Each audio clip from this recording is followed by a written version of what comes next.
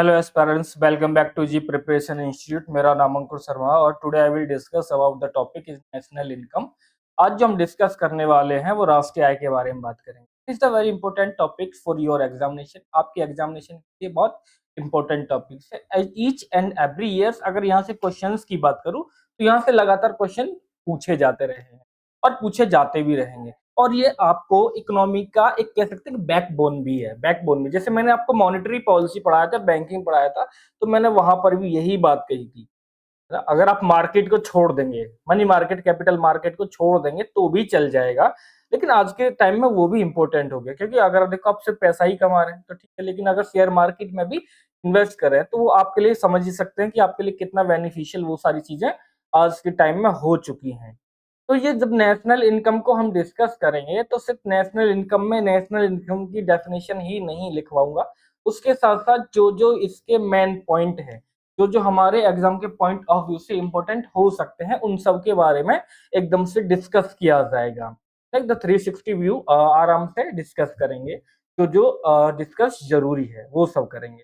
फिर उसके बाद यहाँ पर हम ये भी पढ़ने की कोशिश करेंगे कि जीडीपी क्या होता है। जैसे आपने न्यूज़पेपर में देखा GDP, what is GDP, gross domestic product, कि जीडीपी होता क्या है, उसके बारे में डिस्कस करेंगे। और जीडीपी फिर आप सुनते हैं कि एक जीएनपी होता है, तो ये जीएनपी क्या है इसके बारे में बात करेंगे। फिर आप देखते हैं कि जीडीपी जीएनपी हो गया, फिर आपने इन दोनों को पढ़ा, फिर आपने देखा एनएनपी। एनएनपी क्या होता है, एनडीपी क्या होता है, ग्रीन जीडीपी क्या होता है, जीडीपी या पर कैपिटा जीडीपी क्या होता है, या पर कैपिटा इनकम क्या होता है। सबसे पहले मैं अगर नेशनल इनकम की बात करूं तो जैसे मेरी इनकम और आपकी इनकम है ना, आप लोगों की इनकम, तो जब सारी इनकम को, पूरे देश के नागरिकों की सारी इनकम को जोड़ देते हैं तो उसको निकल के आता है नेशनल इनकम। फिर जीडीपी क्या होता है, जीडीपी होता है कि एक देश की जो बाउंड्री है, उस बाउंड्री के भीतर जितना भी प्रोडक्शन हो रहा है, बाउंड्री मतलब डोमेस्टिक बाउंड्री, बाउंड्री का मतलब टेरिटरी की बात करते हैं, चाहे वो जो एक्टिविटी हो रही हो, चाहे वो लैंड पर हो रही हो, चाहे वो वाटर में हो रही हो, चाहे वो वाटर के नीचे हो रही हो, चाहे वो हवा में हो रही हो, उन सब की बात यहाँ पर करेंगे। उन सब की बात यहाँ पर करेंगे।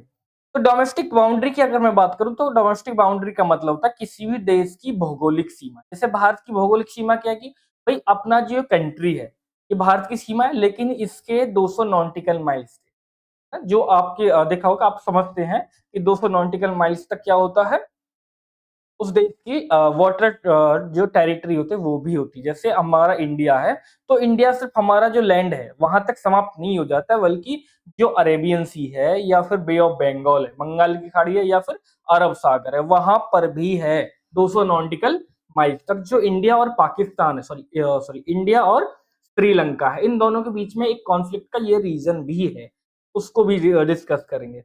तो सबसे पहले जो डिस्कस करते हैं, एक हेडिंग डालते हैं नेशनल इनकम का और स्टार्ट करते हैं टॉपिक को।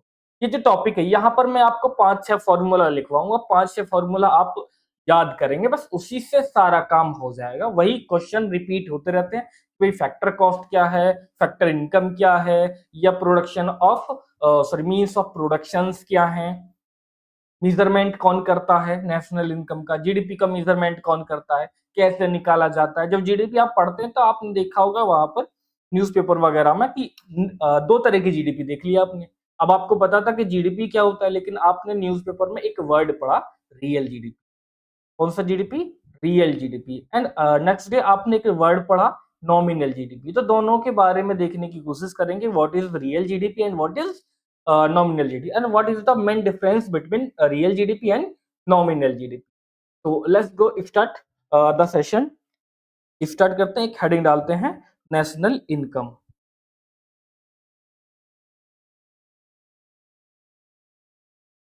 नेशनल इनकम,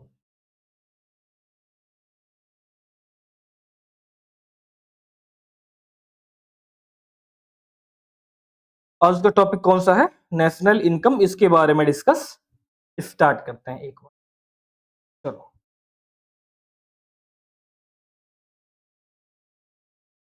नेशनल इनकम क्या होती है, तो यहां तक लिखते हैं पहले, फिर आगे की बात आगे करेंगे। नेशनल इनकम इसको बोलते हैं राष्ट्रीय आय। इसको क्या बोलते हैं? राष्ट्रीय आय।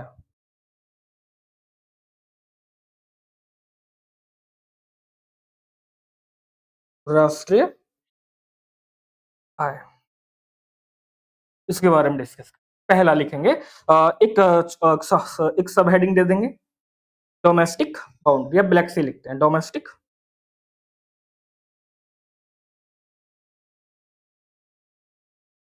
बाउंड्री। इसको बोलते हैं घरेलू सीमा। घरेलू घरेलू सीमा होती क्या है, इसके बारे में बात करते हैं। सिंपल सा लिखवाऊंगा, घरेलू सीमा का मतलब कि किसी भी देश की भौगोलिक सीमा की बात करते हैं। किसी भी देश की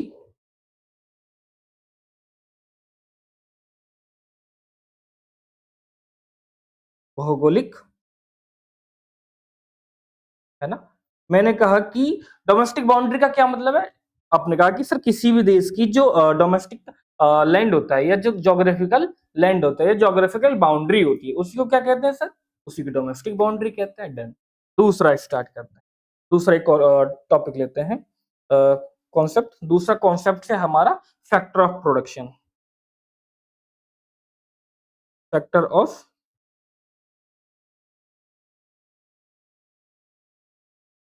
प्रोडक्शन, उत्पादन के साधन। उत्पादन के साधन या उत्पादन के कारक भी होते हैं। तो किसी वस्तु के उत्पादन करने में लगने वाले सभी साधनों को क्या कहते हैं? उत्पादन साधन कहते हैं। इसमें लिखें किसी वस्तु,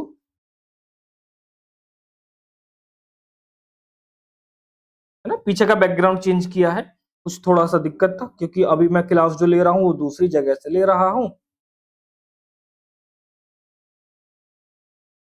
जहां बैकग्राउंड ब्लैक पॉसिबल नहीं हो पा रहा है। निर्माण में उपयोग आने वाले सभी साधन, निर्माण में उपयोग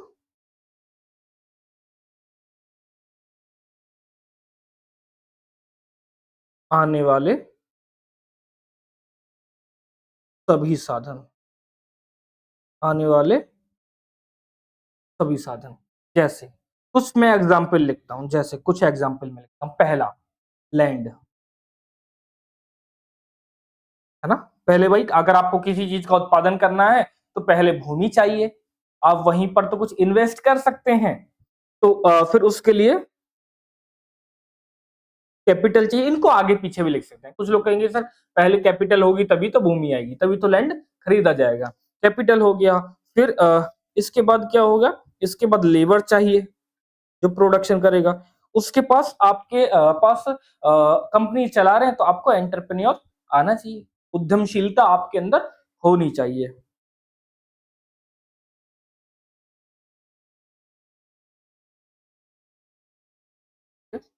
अब यहां से मैं एक और चीज समझाता हूँ।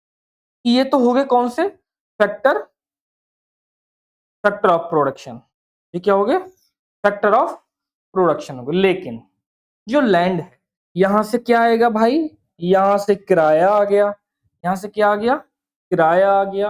और जो कैपिटल है, इस पर इंटरेस्ट देना पड़ेगा, इस पर इंटरेस्ट होगा। और जो ये लेबर है, इसको आपको वेतन देना पड़ेगा, मतलब वेजेस देने पड़ेंगे। और जो इंटरप्रेन्योर है, इसको प्रॉफिट होगा, तभी तो कोई व्यक्ति कंपनी स्टेब्लिश करेगा। तो जब इन सारी चीजों को मिला देते हैं, रेंट, इंटरेस्ट, वेजेस और प्रॉफिट, तो ये आता है फैक्टर इनकम में। फैक्टर इनकम में, इसी को फैक्टर कॉस्ट भी बोलते हैं। तो कंफ्यूज नहीं होना है, कंफ्यूज नहीं होना है। फैक्टर इनकम क्या होता है, फैक्टर कॉस्ट क्या होता है, दोनों क्लियर है। आगे समझ में यहां से। तो फैक्टर ऑफ प्रोडक्शन का मतलब है कि जो वस्तु या सेवा का आप निर्माण कर रहे हैं, उस वस्तु या सेवा के निर्माण करने में लगने वाले सभी इनपुट्स को, सभी इनपुट्स को क्या कहते हैं? फैक्टर ऑफ प्रोडक्शन कहते हैं। लेकिन उन इनपुट्स में जो आप पैसा लगाते हैं, या वहां से जो आय इनकम जनरेट होती है, उससे बोलते हैं फैक्टर इनकम, या उसको फैक्टर कॉस्ट बोला जाता है, फैक्टर कॉस्ट बोला जाता है। चलो नेक्स्ट चलते हैं, नेक्स्ट चलते हैं। और एक फैक्ट लिखता हूं मैं, दादा भाई नौरोजी।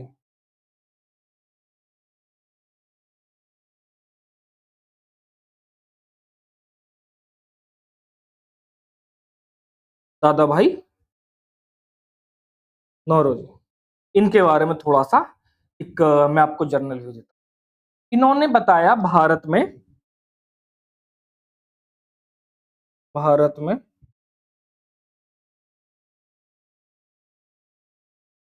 सर्वप्रथम नेशनल इनकम, नेशनल इनकम का अनुमान लगाया। नेशनल इनकम का क्या किया, अनुमान लगाया। और इन्होंने कहा कि जो भारत का नेशनल इनकम है, भारत का जो नेशनल इनकम है, राष्ट्रीय आय है, वो लगभग कितना है, 20 रुपया। कि एक व्यक्ति एक साल में लगभग 20 रुपये कमाता है। इन्होंने कहा था ये ईयर है इसके लिए 1867 से 1868। इन्होंने एक बहुत फेमस बुक, इनकी एक बहुत फेमस बुक है, वो बुक भी लिखी है, जो बताती है कि ब्रिटिशर्स हमारे यहाँ से कैसे पैसे को निकालते थे और अपने यहाँ जाकर उस पैसे को यूज करते थे for industrialization of England, England के इंडस्ट्रियलाइजेशन के औद्योगिकरण पूरा करने के लिए। तो उस बुक का क्या नाम है, पूछ लिया जाता है कभी कभी, poverty, poverty and un British, poverty and un British rule in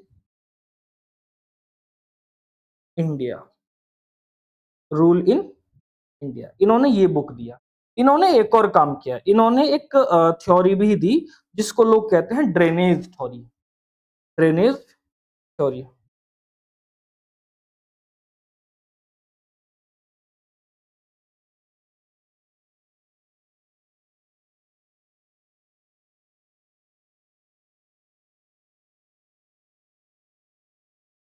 एक ड्रेनेज थ्योरी भी है, धन के निष्कासन का सिद्धांत, मतलब जो मैंने बताया था इसी बुक में बताया इन्होंने कि ब्रिटिशर्स हमारे यहाँ से कैसे पैसे को ले जाते थे और उस पैसे को अपने यहाँ पर कैसे यूज करते थे इंग्लैंड के इंडस्ट्रियलाइजेशन के लिए। पर कैपिटा इनकम है, ये पीसीआई लिख देता हूँ, यहाँ पर क्या लिख देता हूँ, per capita income, PCI. Per capita income निकालते कैसे हैं, पर कैपिटा इनकम जो निकालते हैं, यहीं पर लिख देता हूं, पर कैपिटा इनकम निकालते हैं जो देश की टोटल नेशनल इनकम कितनी है और टोटल पॉपुलेशन कितनी है, टोटल पॉपुलेशन कितनी है, इस तरह से निकालते हैं नेशनल इनकम। ठीक है, अब बात करते हैं, आगे चलते हैं। ये तो जो ये साइंटिफिक तरीके से निकाला नहीं गया था, बस ये अनुमान लगाया गया था। लेकिन एक व्यक्ति हुए हैं, उनका नाम है डॉक्टर वी के आरवी राव, डॉक्टर वी के आरवी राव। इन्होंने क्या किया, इन्होंने बताया पहली बार राष्ट्रीय आय का अनुमान इन्होंने लगाया। क्या लगा, पहली बार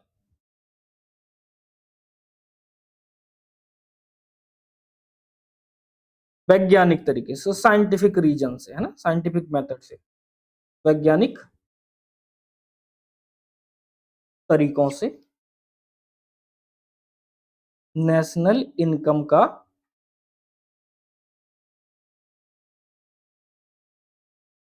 अनुमान लगाया। और इन्होंने कहा कि जो भारत का नेशनल इनकम है, या जो भारत का पर कैपिटा इनकम है, वो लगभग लगभग 62 रुपीज है। पर कैपिटा इनकम कितना है भारत का, लगभग 62 रुपये, कि मतलब एक व्यक्ति एक साल में 62 रुपये कमाता है। ठीक है? फिर एक और चीज, एक कमेटी बनाई गई थी, national income committee. National income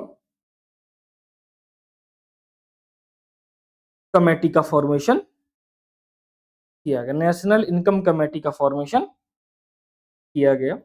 ये नेशनल इनकम कमेटी जो बनाई गई थी, ये बनाई गई थी 4 अगस्त 1949 को। मतलब जब देश आजाद हुआ था 15 अगस्त 1947 को, उसके बाद 2 साल 11 महीने 18 दिन में लगभग 64 लाख रुपए के एक्सपेंडिचर के द्वारा इंडियन कॉन्स्टिट्यूशन बनकर तैयार हो गया और उसको अडॉप्ट किया गया 26 नवंबर 1949 को और उसको इम्प्लीमेंट किया गया 26 जनवरी 1950 को। तब से लेकर अब तक 26 जनवरी को हम सेलिब्रेट करते हैं as a republic day in, Bharat के गणतंत्र दिवस के रूप में मनाते हैं। तो 4 अगस्त को 1949 को इसकी स्थापना की गई और इसको जो प्रिजाइड किया था या जो इसके चेयरमैन थे, चेयरमैन कौन था? वो थे पीसी महालनोबिस। पीसी महालनोबिस। ये आपको बताने की जरूरत है नहीं क्योंकि पहले भी मैं आपको ये नाम आपको सुना ही होगा। जब मैंने आपको इकोनॉमिक प्लानिंग पढ़ाई थी, 5 ईयर पंचवर्षीय योजनाएं पढ़ाई थी, तो पहली पंचवर्षीय योजना नेहरू महालनोबिस मॉडल के नाम से ही आती है। ये वही व्यक्ति हैं, प्रफुल्ल चंद्र महालनोबिस। और अदर मेंबर्स भी थे, अदर मेंबर्स भी थे। 2 लोग थे, 2 लोग थे। पहला कौन सा था भाई इसमें? पहला इसमें एक लोग था, उसका नाम था गॉडगिल। गॉडगिल, इनको भी आप जानते हैं ना, गॉडगिल मॉडल पर हमने चलाया था। और जो दूसरे लोग हैं VKRV रॉ, जो मैंने अभी ऊपर आपको पढ़ाया था। तो ये तो हो गया इतनी सारी चीज, है ना। अब बात करते हैं measurement of national income. Next heading डालेंगे, measurement of national income.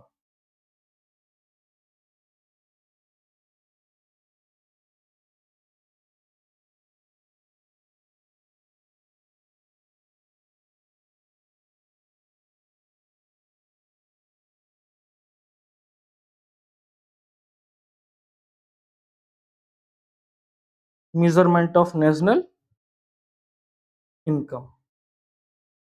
Then चलो, तो पूरे ही विश्व में नेशनल इनकम को मेजरमेंट करने के लिए अलग अलग देश अलग अलग व्यवस्थाओं को अपनाता है। तो अगर मैं पूरे विश्व में कहूं तो नेशनल इनकम निकालने के लिए 3 टाइप्स के मेथड्स का यूज किया जाता है। 3 प्रकार के मेथड्स का यूज किया जाता है, उनका मैं नाम एक एक करके लिखता हूं। पहला, इसको बोलते हैं प्रोडक्शन मेथड। इसको क्या बोलते हैं एस्पिरेंट्स? Production method. इसको बोलते हैं उत्पादन विधि भी, उत्पादन विधि। समझाऊंगा कैसे कैसे काम करता है। दूसरा, जो दूसरा है इसको बोलते हैं इनकम मेथड।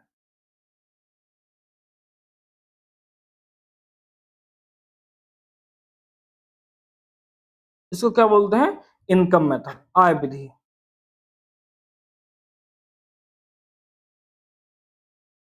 इसको क्या बोलते हैं?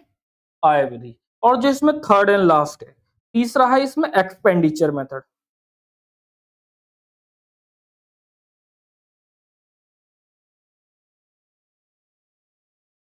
थर्ड कौन सा इसमें? Expenditure method. इसको बोलते हैं व्यय विधि।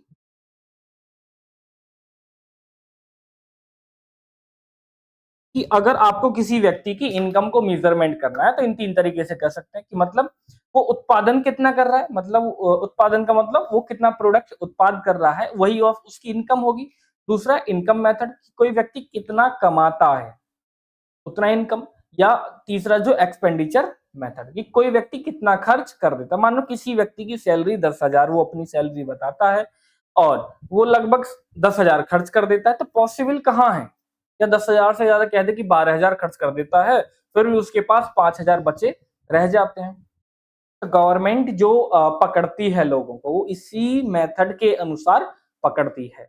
अब आप ये कहेंगे कि गवर्नमेंट का हमारे साथ-साथ थोड़ी नहीं घूमती है, तो गवर्नमेंट हमारे साथ नहीं घूमती है, लेकिन जो हम अपने नाम पर बिल जनरेट करवाते हैं, वो कहीं न कहीं हमारी बैलेंस शीट में जुड़ता चला जाता है और गवर्नमेंट को पता चल जाता है। क्योंकि देखो, अगर आप कुछ चीज़ें खरीदेंगे, तो आपको टैक्स देना होगा, जीएसटी देते हैं। मान लीजिए मेरे को एक फैन खरीदना है, मैंने उस पर जीएसटी दिया, उसने मेरे को बिल काट कर दे दिया, तो मेरे नाम पूछा, मेरे नाम से बिल काट के दे दिया, कुछ आइडेंटिटी वगैरह लिया, वो वहाँ पर चला गया। या जो जीएसटी वाले होते हैं, उन्होंने अपना जीएसटी इन नंबर दिया, जो 15 नंबर का होता है, 15 डिजिट का होता है, वो नंबर दिया, उनके नाम पर वो चला गया, वापस में जो आईटीआर रिटर्न होके आता है, उनको पैसा वापस मिल जाता है। तो गवर्नमेंट को पता चल जाता है।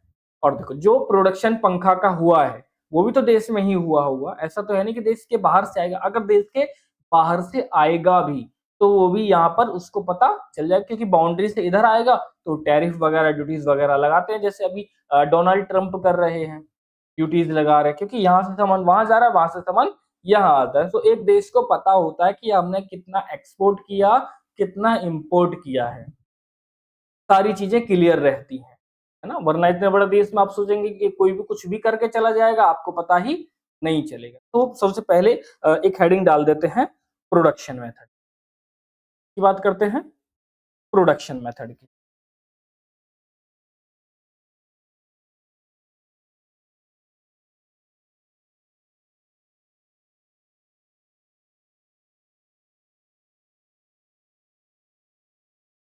Production method, production method, production method का क्या मतलब? इसको एक दूसरे नाम से भी जानते हैं, वैल्यू एडिड मेथड के नाम से भी जानते हैं।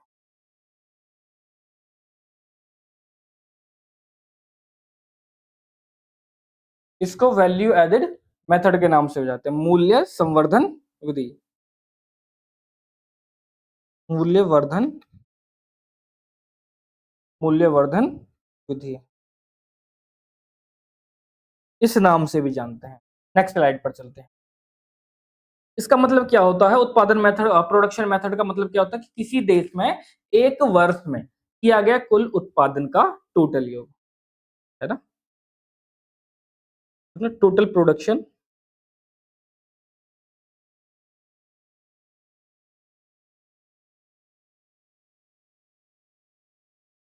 इन a country, in a country during a financial,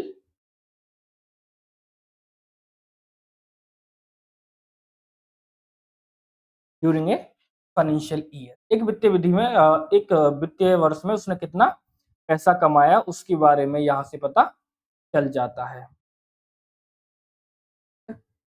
production किसका? गुड्स का और सर्विसेज का, ऐसे भी लिख सकते हैं। अब बात करते हैं जो उत्पादन है, जो ये प्रोडक्शन हो रहा होगा, ये प्रोडक्शन हो रहा होगा, ये तीनों सेक्टर में हो रहा होगा। तीनों सेक्टर का मतलब प्राइमरी में भी, प्राइमरी में भी, प्राइमरी मतलब क्या है कि एग्रीकल्चर में कुछ प्रोडक्शन हो रहा होगा। भाई, एक फार्मर फैमिली है, अगर उसकी इनकम की बात करें तो इनकम कहाँ से आती है? जहां से वो एग्रीकल्चर करता है। तो एग्रीकल्चर और एलाइड एक्टिविटी, एलाइड एक्टिविटीज का मतलब चाहे वहां पर माइनिंग की जा रही हो, या वहां पर फिशरीज की जा रही हो, या एनिमल हसबेंड्री की जा रही हो, वो सब किस में आते हैं? प्राइमरी सेक्टर में आते हैं। एग्रीकल्चर लिख दिया यहाँ पर मैंने, फिशिंग लिख दिया, चलो माइनिंग लिख दिया, एनिमल हसबेंड्री एक्सेट्रा। तो इन सब की प्रोडक्शन कहाँ से हुआ है, तो उसको जोड़ देंगे। फिर दूसरा सेक्टर, दूसरा सेक्टर कौन सा? Secondary, secondary sector, secondary sector. यहाँ पर कौन सी आते हैं? यहाँ पर आता है इंडस्ट्री वाला पोर्शन। इंडस्ट्री मतलब मैन्युफैक्चरर्स और इंडस्ट्रीज, या मैन्युफैक्चरिंग। तो यहाँ पर भी मैं लिख देता हूँ मैन्युफैक्चरिंग,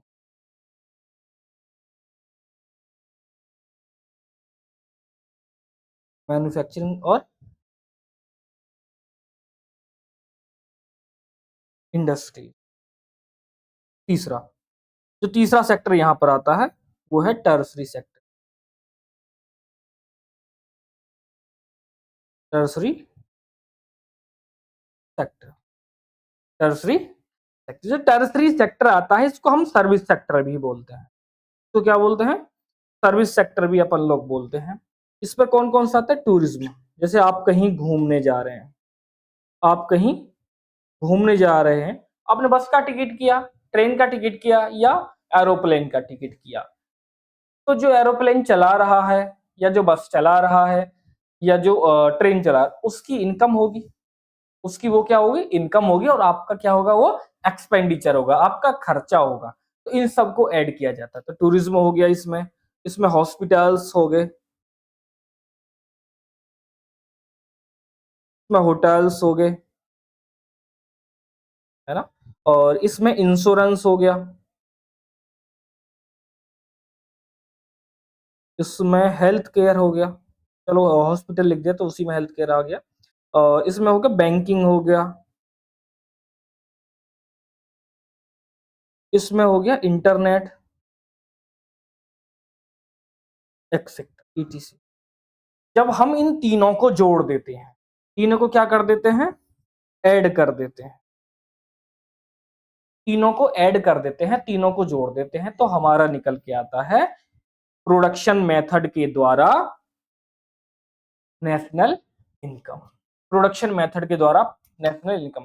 सिंपल सी लैंग्वेज में अगर मैं कहूं कि when we added the total production of primary sector, secondary sector and tertiary sector, then we will find the production method by national income by production method। Done. अब बात करते हैं दूसरे मेथड की, जो हमारा दूसरा मेथड है। चलो नेक्स्ट चलते हैं। दूसरा मेथड है हमारा इनकम मेथड, दूसरा हेडिंग डाल देंगे।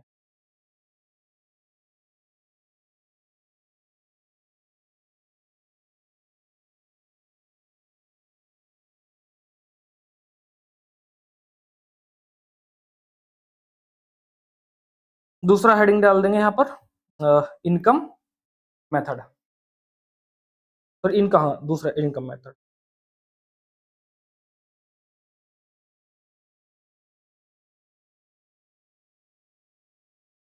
Income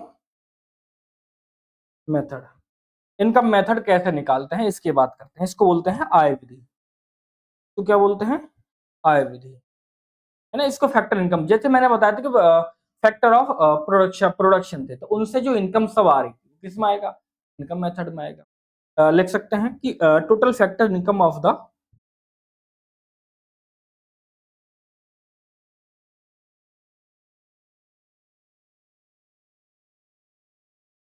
total factor income of a citizen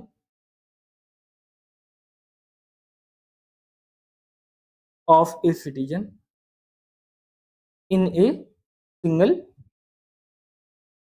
financial single financial single financial year की बात करें, ठीक है। जैसे फैक्टर ऑफ प्रोडक्शंस की हमने बात की थी, यहाँ पे लिखता हूँ ना, फैक्टर ऑफ प्रोडक्शन की हमने यहाँ पर बात, जैसे हमने यहाँ पर देखा था कि लैंड चाहिए, मतलब भूमि चाहिए, फिर हमने देखा कि कैपिटल चाहिए भाई, फिर हमने देखा कि लेबर चाहिए, फिर हमने देखा कि इसके साथ साथ क्या चाहिए? एंटरप्रेन्योर चाहिए,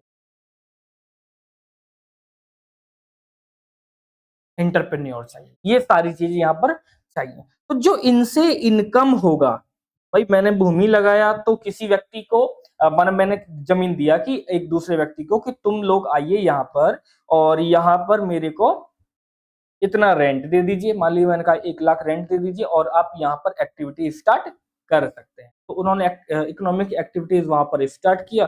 तो जो मैंने भूमि दिया था वो रेंट पे दिया था, तो क्या किया दिया था? रेंट पे दिया था। तो रेंट यहाँ से जब मिलेगा तो रेंट मेरी इनकम में ऐड होगा कि नहीं, है ना। इनकम में ऐड होगा तो वो मेरी इनकम में ऐड किया जाएगा, और जब मेरी इनकम में ऐड किया जाएगा तो नेशनल इनकम की जब हम कैलकुलेट करें या मेजरमेंट करेंगे इनकम मेथड के द्वारा तो उसको भी इसमें ऐड किया जाएगा, है ना। और फिर यहाँ पर जो कैपिटल है, यहाँ पर इंटरेस्ट और जो लेबर है इनको क्या देना पड़ेगा, वेजेस देना पड़ेगा, और जो एंटरप्रेन्योर इसको क्या मिलेगा, प्रॉफिट मिलेगा।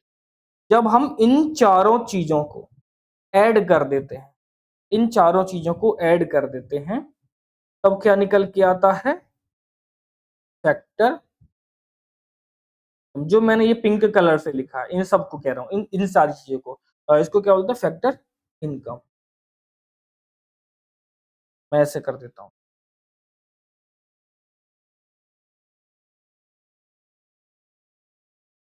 ना, कोई डाउट है?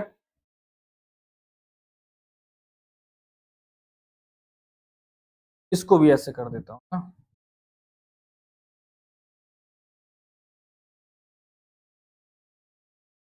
तो जो हमारा नीचे निकल के आता है पूरा, इसको क्या बोलते हैं, इसी को बोलते हैं फैक्टर इनकम बोलते हैं। अब बात करते हैं तीसरे टाइप्स की इनकम की, एक्सपेंडिचर मेथड की।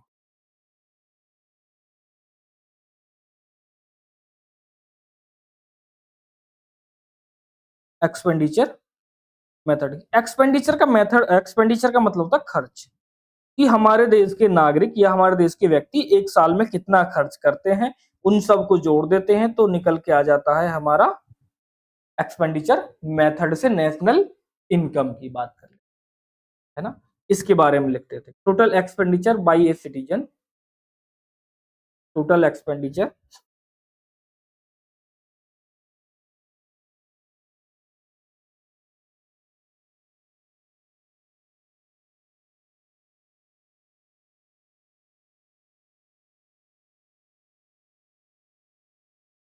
By a citizen in a single,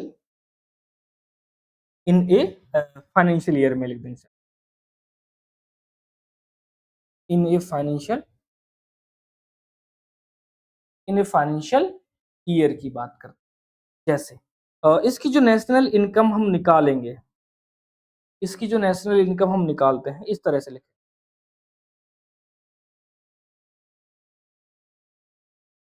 national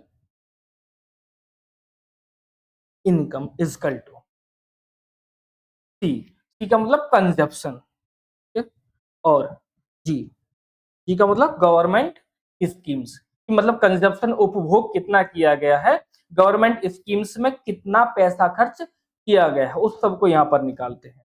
फिर लिखेंगे इसका आई, फिर क्या लिखेंगे, इसका आई लिखेंगे, फिर क्या लिखेंगे, एक्स, फिर क्या लिखेंगे, एक्स और एम, इसको कर देते हैं क्लोज यहां से। क्लियर है? चलो, इतना समझ में आ गया। अब मैं लिख देता हूं सी का मतलब यहाँ क्या है, ताकि आपको समझ में आ जाए। इस कलर से लिखता हूं, जहां सी लिखा हुआ है इसका मतलब है कंजप्शन।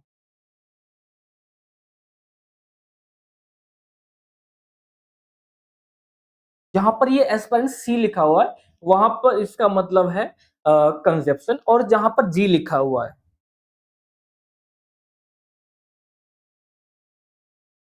यहाँ का मतलब है कि गवर्नमेंट का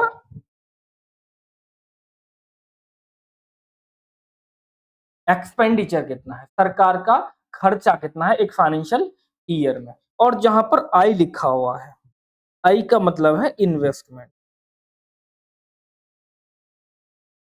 आई का मतलब क्या है, इन्वेस्टमेंट। और जहां पर एक्स लिखा हुआ है और जहां पर एम लिखा हुआ है, जहां पर एक्स लिखा हुआ है उसका मतलब है एक्सपोर्ट,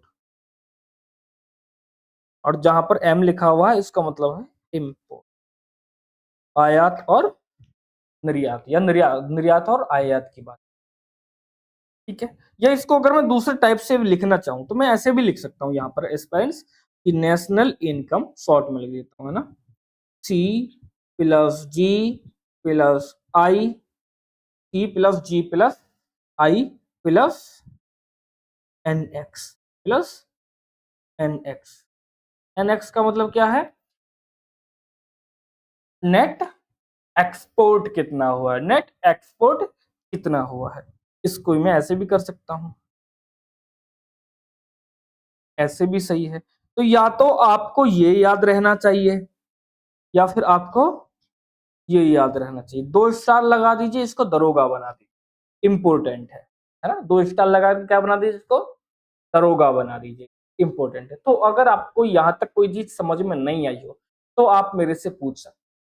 मैंने आपको बताया यहाँ पे इनकम मेथड के द्वारा, एक्सपेंडिचर मेथड के द्वारा और प्रोडक्शन मेथड के द्वारा नेशनल इनकम को कैसे निकाला जाता है, उसके बारे में मैंने आपको बिल्कुल सिंपल, सरल और सुदृढ़ भाषा में और एकदम से क्लियर तरीके से आपको समझा चुका हूँ।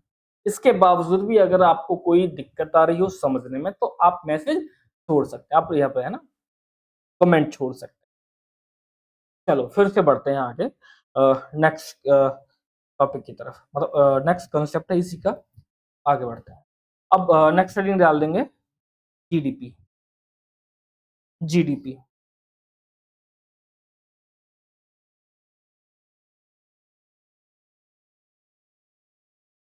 GDP gross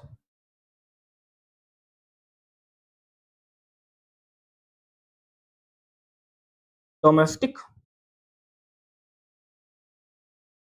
product, gross domestic product, Hindi में इसको बोलते हैं सकल, सकल घरेलू उत्पाद, सकल घरेलू उत्पाद इसको बोलते हैं हिंदी में। जीडीपी होती क्या है?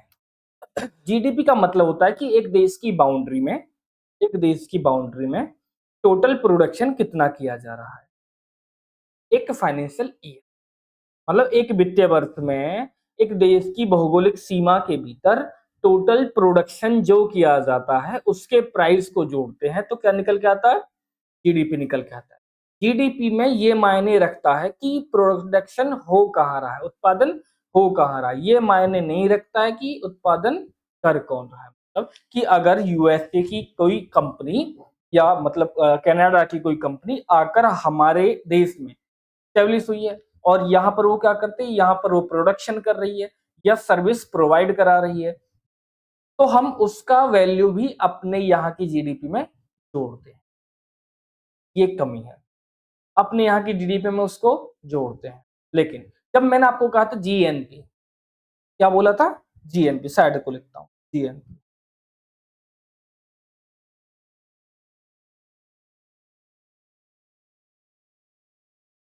जीएनपी, तो जब जीएनपी को निकालने की बात होती है तो इसमें डेफिनेशन तो वही है कि एक वित्तीय वर्ष में, एक फाइनेंशियल ईयर में एक कंट्री के द्वारा उसकी भौगोलिक सीमा के भीतर किया गया टोटल उत्पादन को बोलते हैं GNP.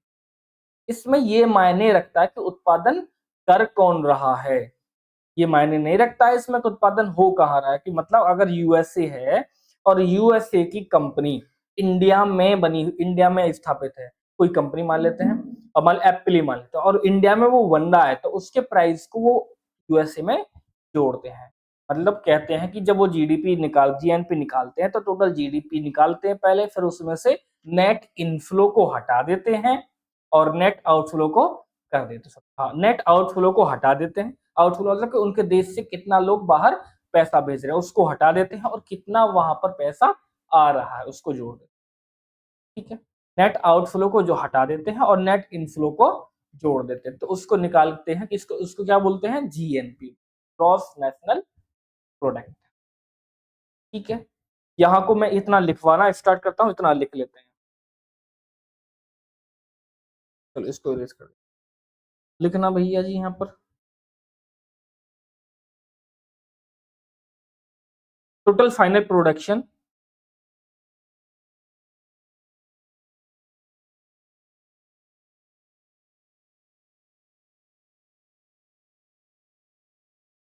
Total final production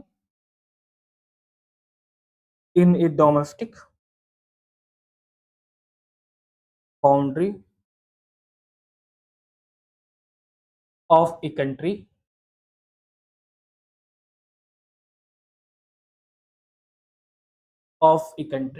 in a financial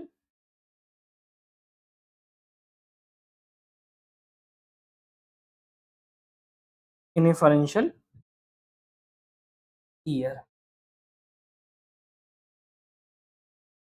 this production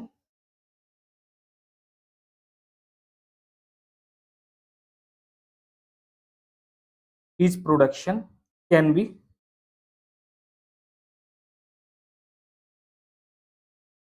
citizen और foreigners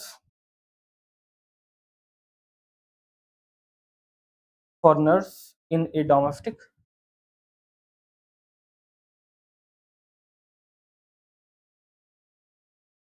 boundary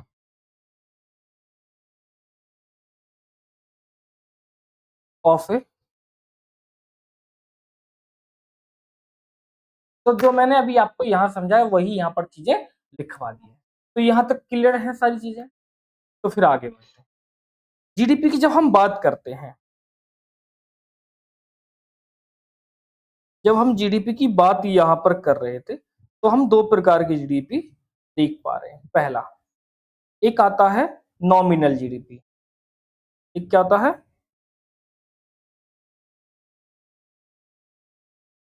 नॉमिनल। दूसरा होता है real GDP. Real GDP next slide पर चलते हैं, वहां पर समझाता हूँ नॉमिनल जीडीपी क्या होता है और रियल जीडीपी क्या होता है।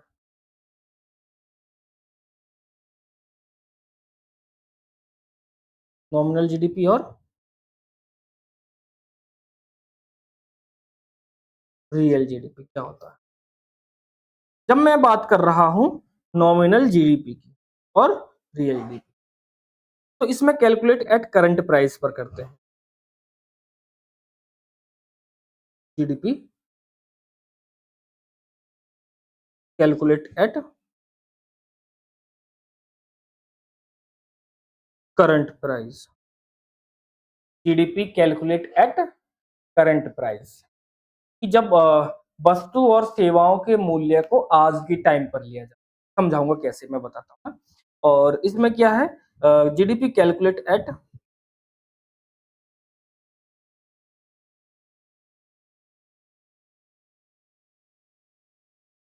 Base year. Base year, base year price. जैसे ये मान लीजिए मेरे हाथ में पेन है, ये हाथ में पेन है, बेस ईयर कितना है, बेस ईयर भी लिख देता हूँ, फिर ये एक साथ ही समझाता हूँ। बेस ईयर लेते हैं हम 2011-12। बेस ईयर क्या होता है? बेस ईयर वैसा ईयर, वो ईयर होता है जिसको हम कैलकुलेट करते समय जोड़ते हैं, मतलब प्राइस को वहां से करते हैं। कंपेयर करने के लिए कोई चाहिए ना, मानो मैंने कहा ये पेन महंगा हो गया, लेकिन आपको पता कैसे चला? ये सर हमने पिछले महीने से कंपेयर किया, मतलब कंपेयर किया ना। तो वैसे ही कंपेयर करते हैं हम 2011-12 से। तो मान लीजिए मेरे हाथ में पेन है, ये मेरे हाथ में पेन है। तो जब इस पेन का प्राइस 2011 में मैं देखता हूं, 2011-2012 में जब मैं देखता हूं, मान लेते हैं इसका प्राइस कितना है, 100 रुपीज। 100 रुपीज है और ये बनाए कितने जा रहे थे? 10 क्वांटिटी बनाई जा रही। तो टोटल कितना हो गया? 1000। मतलब उस समय जो जीडीपी था हमारा इस पेन को लेकर, मतलब सारी चीज मान लेते हैं कि 1000 रुपये था। लेकिन अगर हम मैं करंट प्राइस पर लेता हूं, करंट प्राइस लेता हूं, तो मान लीजिए इसका जो प्राइस है वो कितना है, 150 रुपये। और मेरा देश अभी भी बना कितनी ही क्वांटिटी रहा है, 10 ही क्वांटिटी बना रहा है। तो अब ये कितना हो जाएगा, 1500, है ना? क्लियर है? कितना हो जाएगा, 1500 हो जाएगा। तो जो ये 500 हुआ है, जो ये 500 एक्स्ट्रा हुआ है, जो 500 बढ़ा है, ये जो ये 500 बढ़ा है, ये प्रोडक्शन के बढ़ने से नहीं बढ़ा है पेरेंट्स। क्योंकि प्रोडक्शन तो उतना ही है, अभी भी प्रोडक्शन उतना है और 2011-12 में भी प्रोडक्शन उतना ही था। 2011-12 में प्रोडक्शन उतना ही था, लेकिन महंगाई के कारण इसका जो कॉस्ट प्राइस है वो क्या हो गया, या कह सकते हैं इसका जो फाइनल प्राइस है या सेलिंग प्राइस है वो क्या हो गया, इंक्रीज हो गया। तो इस कंडीशन में कहते हैं कि हमारा जीडीपी लगातार बढ़ रहा है। तो जीडीपी तो बढ़ेगा ना यार, क्योंकि महंगाई बढ़ रही है, जीडीपी इसलिए बढ़ रहा है। लेकिन आपका प्रोडक्शन कितना बढ़ रहा है, आप हमको ये बात बताइएगा।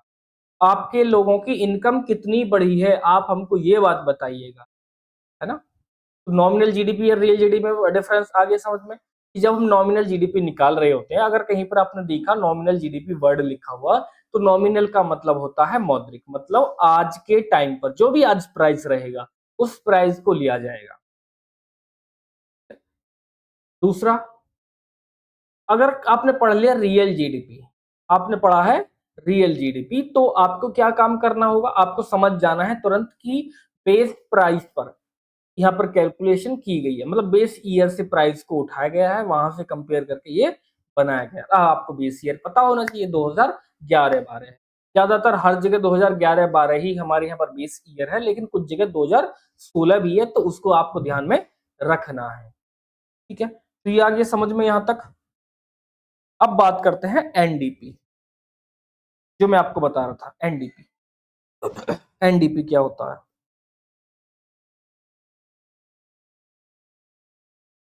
एनडीपी का मतलब होता है नेट डोमेस्टिक प्रोडक्ट।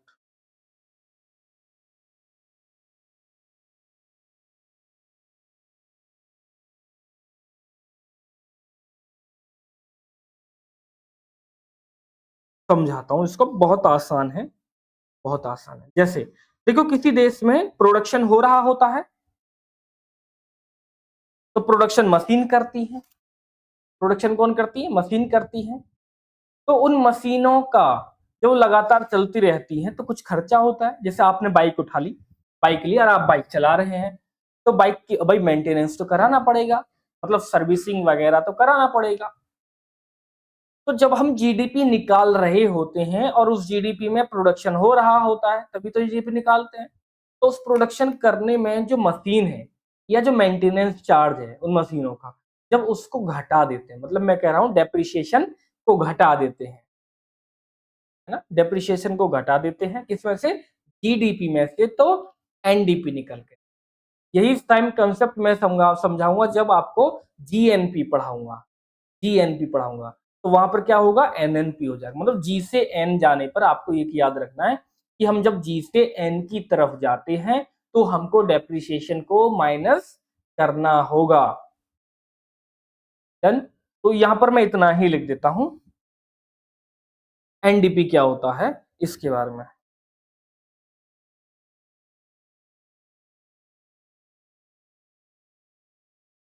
एनडीपी, तो जो एनडीपी है, NDP is equal to GDP minus के डेप्रिसिएशन।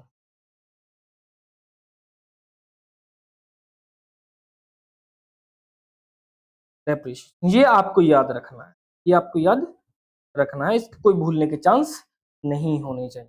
जो डेप्रिसिएशन है, जो डेप्रिसिएशन है इसको कैलकुलेट किसके द्वारा किया जाता है, लिख लेना। Depreciation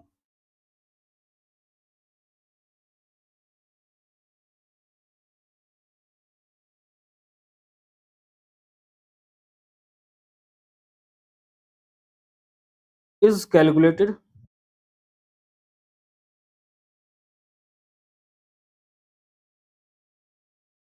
bye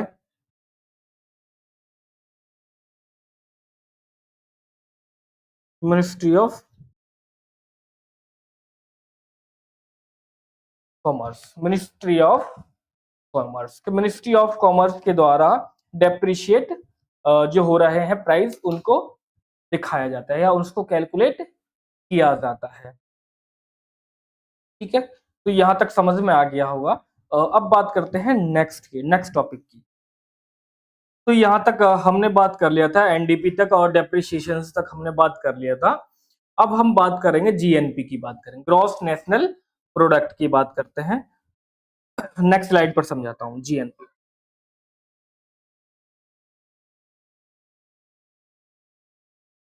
GNP gross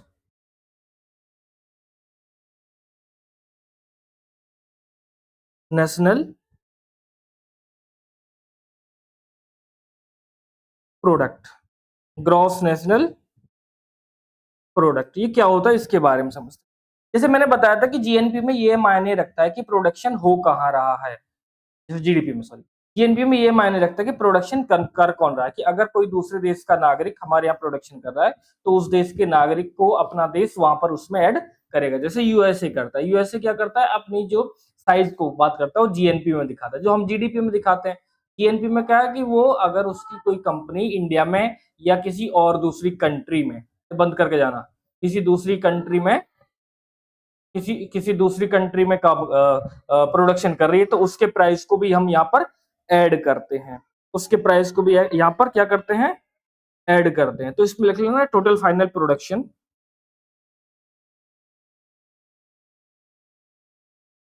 total final production, production, तो इसको लिखवा देता हूं यहां से, फिर आगे बढ़ते हैं। Total final production by a citizen, by the citizen,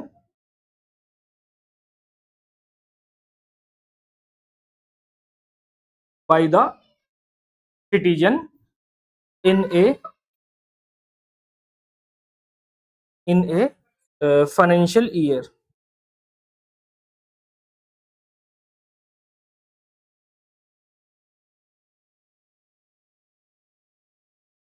in a financial year, की मतलब अगर किसी देश के नागरिकों की बात करते हैं ना, तो नागरिक इसमें क्या लिखते हैं, मैं लिखवा देता हूं यहाँ पर, है ना, जीएनपी में,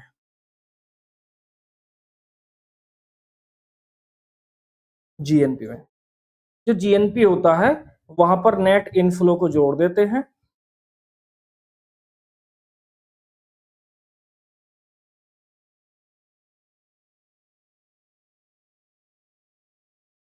और नेट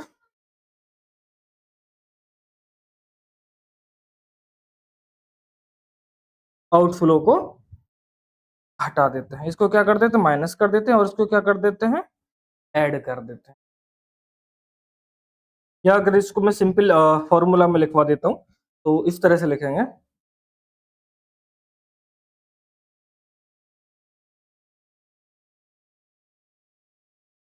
तो इसको सिंपल सिंपल फॉर्मूला में लिखवा देता हूं मैं आपको, लिखेंगे GNP, G N N N P. क्या करते हैं हम, जो जीडीपी निकाला हुआ होता है, जो जीडीपी निकाला हुआ होता है उसमें नेट इनफ्लो को तो ऐड कर देते हैं,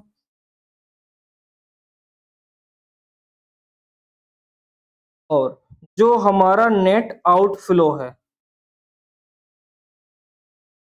उस नेट आउटफ्लो को हटा देते हैं।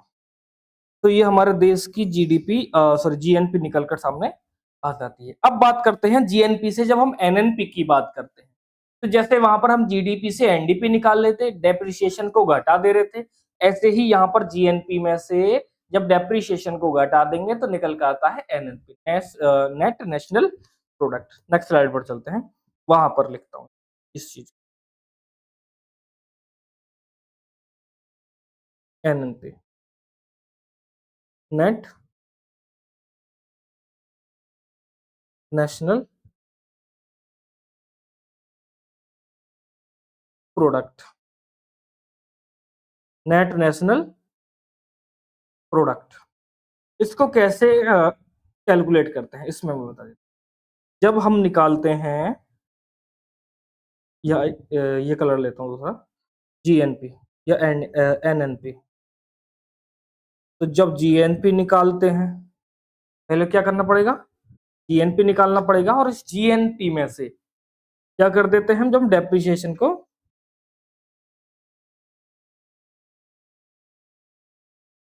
डेप्रिसिएशन को कौन कैलकुलेट करता है, मिनिस्ट्री ऑफ कॉमर्स, ये आपको मैं पहले ही बता चुका हूं, ठीक है। एक होता है, नोट करके लिख देंगे, नोट करके कुछ चीजें मैं यहाँ पर लिखवाता हूँ। एक होता है जीडीपी,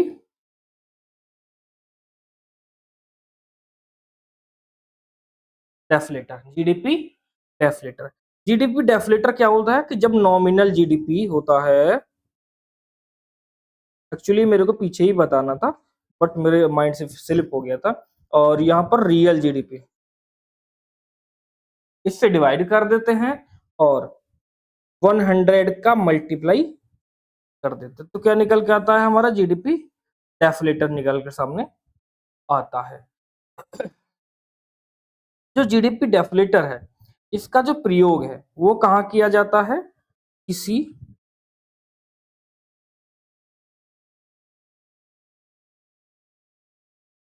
नए उत्पाद की जीडीपी में योगदान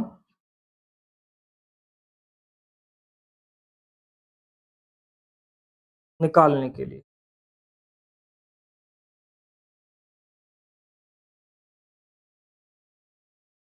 निकालने के लिए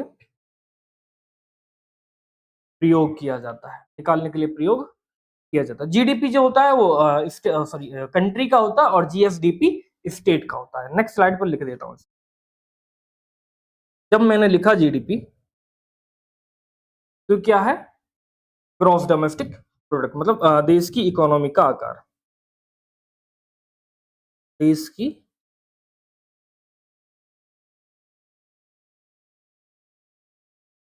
इकोनॉमी का आकार, size of economy of a country. जब मैंने लिखा जीएसडीपी, जीएसडीपी तो ग्रॉस स्टेट डोमेस्टिक प्रोडक्ट लिख देते हैं यहाँ पर।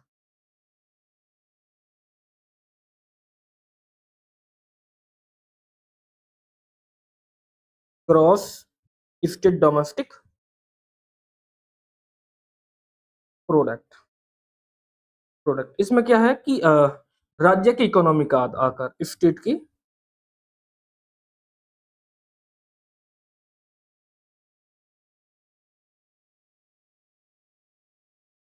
इकोनॉमी का आकार। ठीक है, अगर मैं बात करता हूं दूसरे नोट की, जीडीपी की, जीडीपी के साइज की,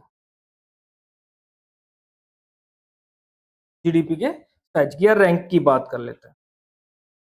जीडीपी के रैंक की बात अगर मैं करता हूं तो पहले नंबर पे कौन है भाई, यूएसए, दूसरे नंबर पे चाइना, तीसरे नंबर पर जर्मनी और चौथे नंबर पर, इधर लिख देता हूं, और फोर्थ नंबर पे इंडिया और फिफ्थ नंबर पे जापान, 5 नंबर पे जापान। जो इनका जो जीडीपी है वो कितना है, लगभग 4.187 trillion dollar.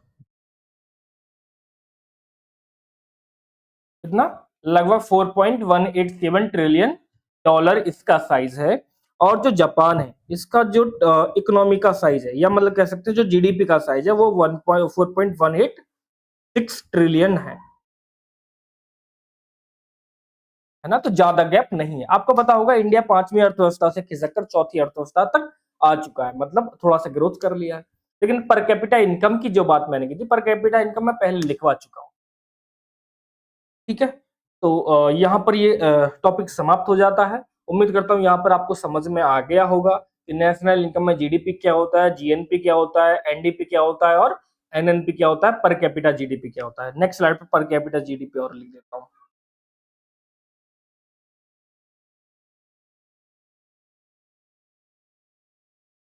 Per capita GDP, तो जब टोटल जीडीपी को हम डिवाइड कर देते हैं पॉपुलेशन से,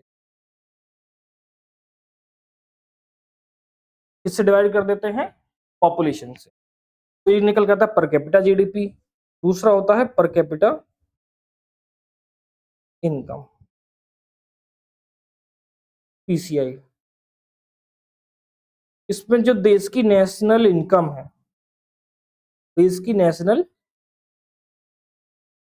इनकम है, इसको डिवाइड कर देते हैं पॉपुलेशन, है ना। तो उम्मीद करता हूं आपको क्लास समझ में आ गई होगी।